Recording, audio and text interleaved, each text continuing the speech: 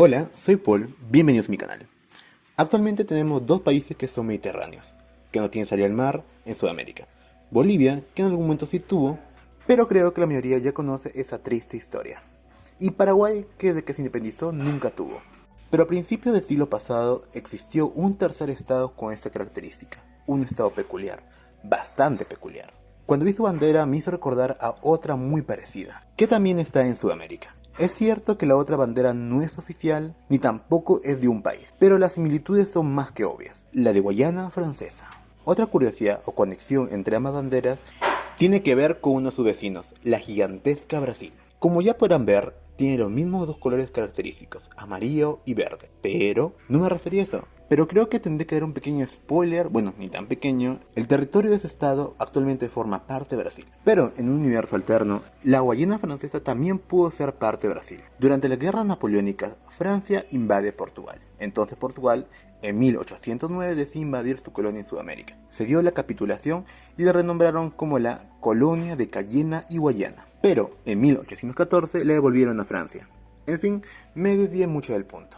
La República del Acre, un país que solo duró 4 años, de 1899 a 1903, con capital en Puerto Alonso, una localidad que todavía existe pero con el nombre de Puerto Acre. Y como otro dato curioso, su nombre se debe a que es en homenaje y reconocimiento al presidente de Bolivia de ese entonces, Severo Fernández Alonso. Y el objetivo de su fundación fue asegurar la soberanía de Bolivia en la región del Acre. Pero esa zona se declaró independiente, formó su país. Me pregunto si existe un caso similar, que su capital lleva el nombre del presidente del país del cual quiere separarte. Si saben de otro caso, déjenlo en los comentarios. Tenía una enorme superficie. En comparación a sus vecinos parece bastante pequeño, pero con sus 191.000 kilómetros cuadrados es más grande que Uruguay, que Grecia o Nicaragua, pero con una población bajísima, solo 13.000 habitantes, un 0,07 habitantes por kilómetro cuadrado, o un habitante por cada 15 kilómetros. Si lo comparamos con Mongolia, el país menos denso en la actualidad, que tiene 1,99 habitantes por kilómetro cuadrado, Mongolia es casi 3 veces más denso que la República del Acre. Era un país bilingüe, hablaba español y portugués, dos idiomas tan parecidos, no hubiera sido complicado su administración y gobierno. Tenemos a Bélgica y a Suiza, que tienen una parte de su población que hablan una lengua romance, el francés, y una lengua germánica, neerlandés en caso de Bélgica y alemán en caso de Suiza. ¿Cómo se originó este país? Por la Guerra del Acre, un conflicto armado entre Bolivia y Brasil, por su soberanía. Pero, y como otros tantos conflictos en Sudamérica, inició desde la independencia. No quedó claro a quién debe pertenecer ese territorio. Estaba definido para las fronteras entre las colonias españolas y portuguesas. Pero para los estados sucesores, Perú y Bolivia, no estaba claro. Pero antes que estallara este conflicto, las fronteras ya se habían modificado. En el Tratado de Ayacucho de 1867, la región del Acre se dividió entre Brasil y Bolivia. Se entregó 102.400 kilómetros cuadrados de territorio a Brasil, un poco más que el territorio de Corea del Sur. ¿Por qué era tan importante este territorio?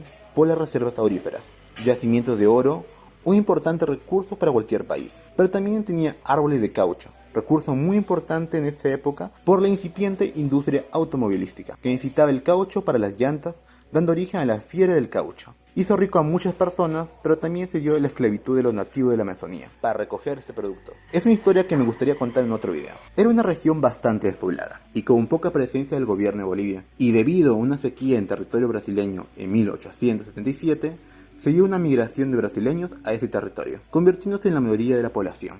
El conflicto inicia cuando Bolivia quiere crear una aduana en Puerto Alonso para recaudar fondos de la extracción de caucho. Bolivia tuvo otro conflicto algo similar, impuestos a un recurso de su país justo en el auge de este recurso. Se dio una guerra y perdió territorio. Todo muy similar. El 3 de mayo de 1899 se dio el asalto de Puerto Alonso, encabezado por el colonizador español Luis Gálvez Rodríguez, y el 14 de julio de ese año, proclamó la República Independiente del Acre y se autoproclamó presidente. Él diseñó la bandera, inspirándose en los colores de Brasil. Tenía un gran aprecio por este país y también contó con su apoyo para evitar la reconquista del gobierno boliviano. Su idea era crear un país en medio de la selva, organizó ministerios, fundó escuelas, hospitales, un ejército y un cuerpo de bomberos. Pero este país llegó a su fin con el Tratado de Petrópolis, el 17 de noviembre de 1903, donde se entregó el territorio del Acre a Brasil. Se establece la construcción de un ferrocarril entre las ciudades de Riberalta y Portobelo para la exportación de caucho, y el pago de 2 millones de libras esterlinas al gobierno boliviano. Así fue la efímera historia de la República del Acre,